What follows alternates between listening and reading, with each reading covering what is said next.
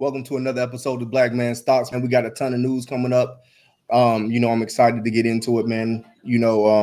Basketball season started back, and what can you say, man? What can you say about not having sports for then when sports come on, man? It's such an exciting time.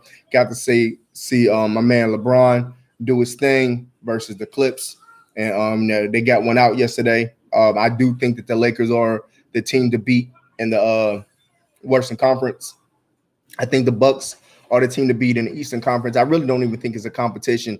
In the 7-game, what up, bro? In the 7-game season, man, a 7-game series. I don't think that nobody can really handle the Bucks on a day-to-day on a 7-game series, unless somebody like Toronto had a Kawhi who can, or a coach that would collapse the pocket on Giannis. So it's gonna be, I said the pocket, collapse the paint. But I think it's gonna be interesting. I can't wait. I think the Rockets and the Mavs play tonight, so that you get to see three huge stars in Westbrook, Harden, and what is his name, Duka, whatever. White boy, the boy's nice. The boy's nice, man. I don't think he's on a. I think the Rockets should get this one out, but it's 8-game season, and everybody's fighting. I think that loss to the Pelicans pushed. I want to say Portland and Utah back into play because I think they were a game out. So I'm excited to see how that goes. I think that the Pelicans have a terrific young squad, man. Of course, you got Zion, you got Brandon Ingram, you got Ball, I think LeVar Ball. But then you got, what's his name? Reggie Jackson. He's nasty. You know what I'm saying? But then you got Utah, who got Conley. You have the one shooting guard. I forgot his name. He'll come to me. And you got Gobert, who I think is too doggone big to just be averaging, getting 13 points, man. You need to be getting 20 easily. Especially since the Pelicans don't really have nobody that's going to really basically challenge you in the height wise in the paint. So I'm excited, man. I can't wait till tonight. I'm definitely watching that game. I got off work early, so I can't wait, man. Check out Aliana's World, man. That's my daughter, man. She's up there baking. She's getting her Zion too fat. She's getting her her experience in and coming out of her shell, and so check that out, man. If you have young black children, young black girls, man, tune in. You know what I mean? She played Roblox, so tune into that. They can link up. But definitely, man, let's get into some NFL. What 107.9 the fans say, we the flagship station of the Baltimore Ravens. Well, goddamn it, this is what we do here, baby. So to start off, Lamar Jackson, out of the top 100 player, does he deserve to be number one? Yes. Why would I tell you that? Because unlike Pat Mahomes, who to me is the clear-cut salute, baby, Baltimore, stand up, who's the clear-cut best to me right now, best passing quarterback. This dude got crazy weapons. Man. He has a straight up quarterback guru, maybe the best quarterback coach in the history of the NFL, and Andy Reid. Lamar Jackson has Hollywood, and he has Andrews to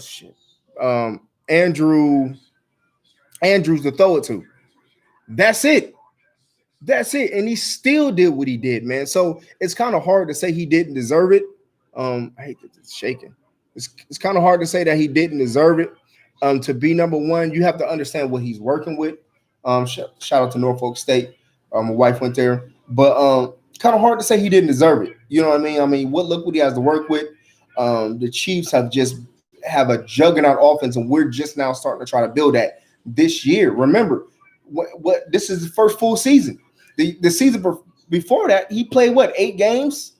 8 games and turned that season around, man. So, yes, he deserves to be number one. I don't care, man. You can call me biased. You can call me whatever. It's Raven Station, baby. It's Raven Nation for life here, man. So, I think that what he has to work with, what he had to overcome, Pat Mahomes already knew how to do all that. He had to work on the offseason and learn how to I wouldn't say not fumble the ball, because that just, it was just something that he just did, wasn't carrying it right, but really learn how to become that NFL quarterback on that one off season. Look, he took one off season, man, and became the MVP. one off season, bro, and fixed a lot of mechanics. So you can't tell me that man ain't deserve to be number one. Patrick Mahomes may be the best pure passing quarterback, but when it comes to overall, just being able to do what he's doing and take that team as far as he's doing, man, I don't even think it's a competition. I just be honest with you. People telling him Lamar Jackson to switch positions, running back or receiver. Thank God he did. That's right, man. That you know what they do that, man. They do that because when you have a brother quarterback who's fast and athletic, they were like, oh, just go ahead and do that. No, man. His mom is his agent. He stuck with his guns. He knew exactly what he could do, and he excelled, man. So when somebody tell you can't do it, man, just look at Lamar Jackson. And he proves you that if you work harder, you stay dedicated, and you trust in the Most High, you trust in your team, you trust in yourself, believe in yourself, you can do anything, man. The scripture says, pray and believe that it's going to happen. You can't just pray and just like guess. You got to pray and say it's already going to happen. You know what I'm saying? So yeah, he did that, man. You know, so shout out to Lamar Jackson and his team, and shout out to us fans who believed in Lamar Jackson, knew that he could do it, man. Watching him versus Watson, Clemson. I think, Clemson versus Louisville with my wife one, and I was just watching them two quarterbacks go at it. I think Watson got the better of him out of the game. But watching him, I knew he was going to be a star. I knew that boy had it in him, man. I just didn't know we was going to get him.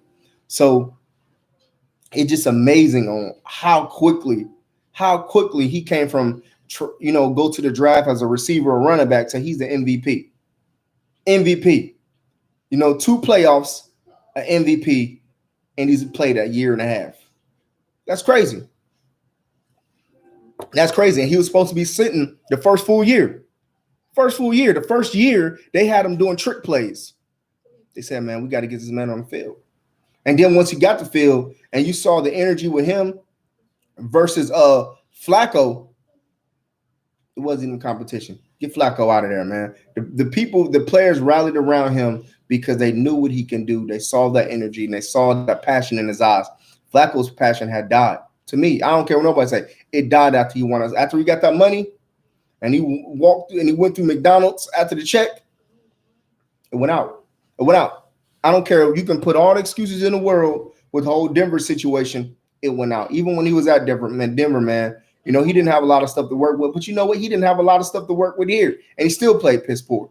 You know what I'm saying? Lamar Jackson had the same type of people, and he played a lot better.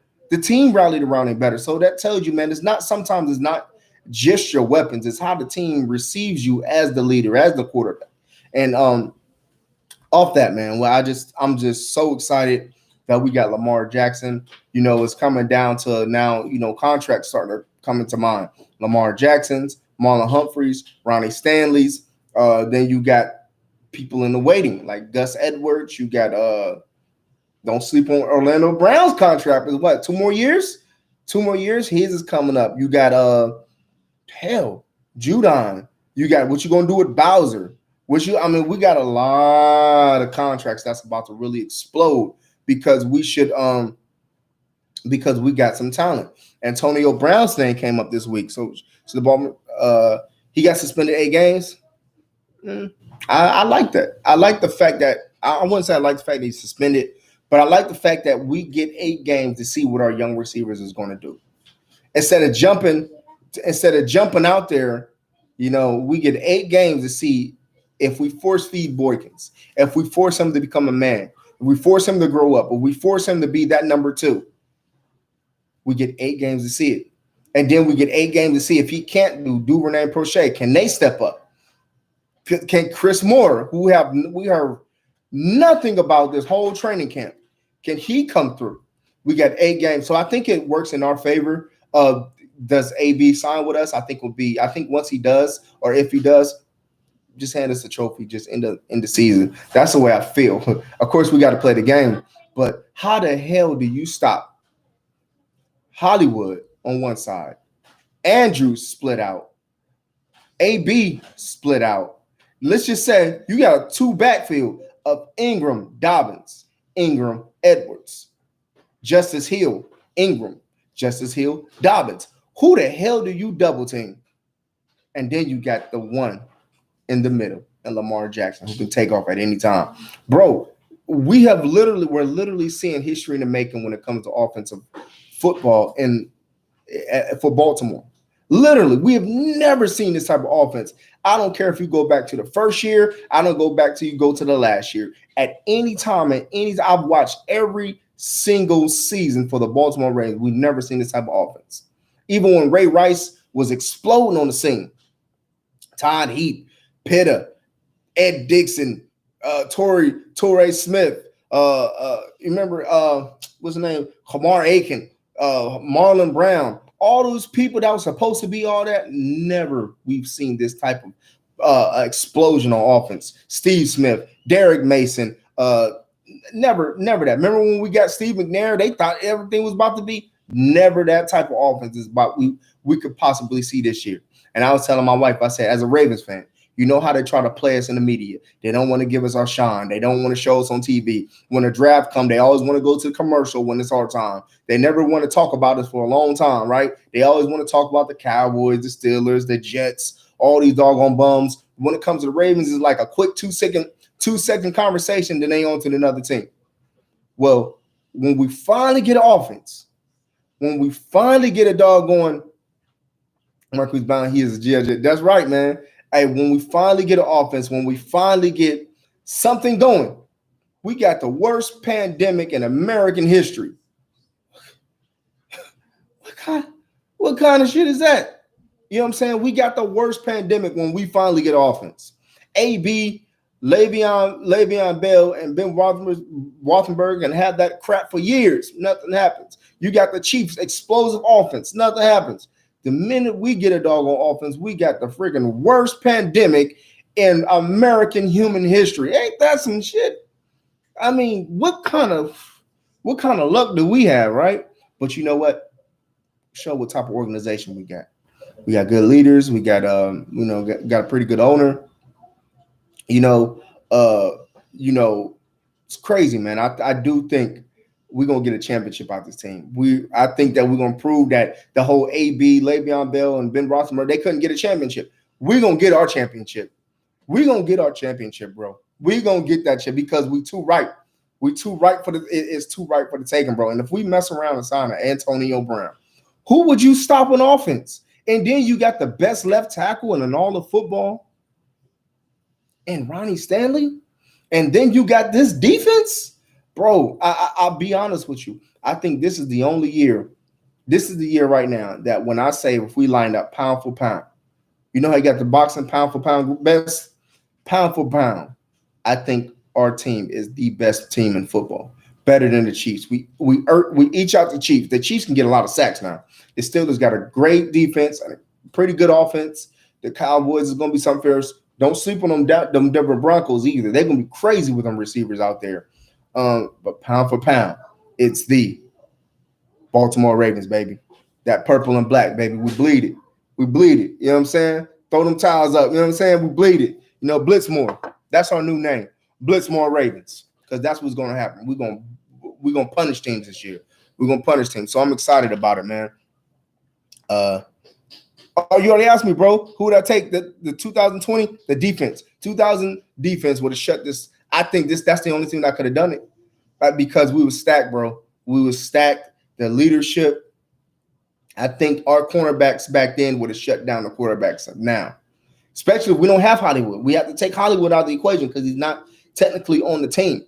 So I think that we shut down Hollywood. He gonna get his plays, but he on the destroyers. I think we shut down the receivers and we stack the box. And there's a Ray Lewis out there. It ain't going nowhere, bro. It ain't going nowhere, bro. So I think that team wins, to be honest with you. But when it comes to that 2000 offense, you know them Raven offenses, man. They were slow and methodical and just pound of football. By the time you look up, you done doze off 15 times, and the game just in the second quarter, you're like, bro, like this is a slow game. You know what I'm saying? So, I just think that we would have won. But let's move on. Hopefully y'all can still see me. Parker Ehringer, we have signed him. We had I want to say what's his name? Andre Smith opted out. What do I think about these opt-out? Sorry, man, my bully acting crazy. I got American Bully. I don't know if y'all hearing him just making a lot of noise. Need to give you a bath, bro. But anyway, uh, Eric, what's his name again? Parker Ehringer. We've signed him. You know, Ehringer was a fourth round pick by the Kansas City Chiefs in 2016. He played one season before being traded to the Dallas Cowboys in 2007. He missed 2018 with a knee injury, being waived by Dallas after a short stint with Jacksonville Jaguars and Arizona Cardinals. Ehringer was signed to Baltimore's practice squad last year before being promoted to active roster in November. But yeah, Andre Smith, that's his name, outside of the season. And what do I think about that? I think it's very interesting, man. I think Michael Pierce did today, and I was listening, or yesterday, and I was listening to. He said because of his asthma, and then I listened to another player was like, "This dude tripping." I listened to another player, and he said he doesn't want to take this home to his young children. You have to respect that. You know, you really have to respect that. You know, men get a bad rap about being good fathers. You know, we have such a big responsibility on what we do and how it affects our family. So I have to respect that man who not was only thinking about himself, but he was thinking about his family. So much respect to those brothers who decided, like, you know, this isn't safe for my family. You know, I have no hard feelings on it. Now, if Lamar Jackson opts out, then we should cancel the season. That's not fair. Cancel the damn season. You know, it's not safe. I have completely different feelings for it. I'm signing. I'm starting a petition to waive the season. If any of our big name players just opts out, I don't believe we should play because it's too dangerous. Whatever. Call me a homer. It's Raven Nation, baby. So, sorry. I think the offensive line, like you says, they'll never seen the offense. Yeah, they've never seen this before. Yeah, I agree, bro. But I do think that it was a big blow to lose him. I really do think because you know being that there's not a lot of reps, it's gonna be more soreness. It's gonna be a lot more injuries, and we need the depth in the O line. The team is only going to go where the O line and the D line takes them. I truly believe that the game is won and lost in the trenches, just like Tennessee. Tennessee's offense and defensive line beat the hell out of our team. Beat the hell out of our team. So I just think that with that loss, man, it's going to be, I think they said Phillips is going to be in position to compete for a rookie for an offensive tackle role. We'll see. I can't wait to get the training camp. I think it starts next week. I think they go in there Monday. But I just think that I was real disappointed, and I respect the decision, but for the team, I'm just like, damn, that was a big blow because I don't want to trust a rookie to handle that role, and he doesn't even have a full preseason and offseason to get prepared for it. Especially with this is the perfect time to go to this ship right now. Right now, when we got a lot of people under their rookie contract. So, what do you think about our tight end, Breland? You're talking about Breland, right? I'm thinking you're talking about Breland. I was hurt. Bro. And my thing is like leading up to this, they never said that he was still hurt. We understood that he had the surgery. Hey, but they said he had the surgery, but I just feel like I didn't know he was that hurt. I know he sat out last year, was hurt last year during the season, but all the way this year and needing this year to also recover. Now you're reminding me of those basketball injuries where somebody gets hurt and they ain't never the same on the court again. You know what I mean? Like a Sean Livingston and stuff. Now it's like, why is his injury taking so long? Why is it taking so long? And does he need like 2 or 3 years to even get right, like a Brashad Perriman? Brashad Perriman didn't really start coming around until he went to the Browns. You know what I mean? So sometimes that's when I'm like, the one from Georgia, Wolf, he doesn't have enough stats to see what he can do. I think he's super athletic. He's fast. And I was most intrigued by his speed. But when it comes to production, the question now is, why did he that fast? Why is his production so low? So those are the type of things that I looked at and was like, what that athleticism he should be producing a lot more. Obviously, he needs a lot to learn as a tight end position. And even Darren Waller. Remember, Darren Waller switched to tight end after he ran like a 4.4. And I was like, oh man, he about to be a mismatch problem. It didn't take to Darren Waller to be like when he went to the Raiders and had like 2 or 3 years under the belt as a tight end to learn how to even be a tight end. So to me, now I'm understanding that it's just not about speed and athleticism as tight end. You have to really learn how to play that position to get open. And now look at Darren Waller. He's thriving. I just wish that we had kept Darren Waller because I was a big Darren Waller fan at tight end or receiver. I thought that he was pretty good. Do we think we should sign Walker? Yeah, we definitely need another veteran. I don't trust Wolf. Breeland's out. That's the only person I would have trusted, Breeland. But Wolf is out, so I don't. Wolf is there, and I don't trust anybody else. So definitely, I think we do. Whoever it is, we need to find either another pure blocking tight end and keep Boyle as a receiver / blocking, even though he's one of the best blocking tight ends in the game. Or remember that people was like, oh, what about the guy from that fullback from like Kennesaw State or from Kennesaw or whatever? I think he was from Kennesaw. One of the wrestler's sons. The thing about him, he's like only 6 foot. He's like 6'1", and I swear like tight ends is like 6'4". They're like, you know what I'm saying? So my thing is like, instead of putting him at tight end, just use him as a gadget person. You can line him up at fullback. You can line him up, split out off of the tackle, off of the tight end. Just line him up in different positions, but have him as a fullback. When he's going against, let's just say, Calais Campbell, who's 6'7", 300 pounds, and he 6 foot.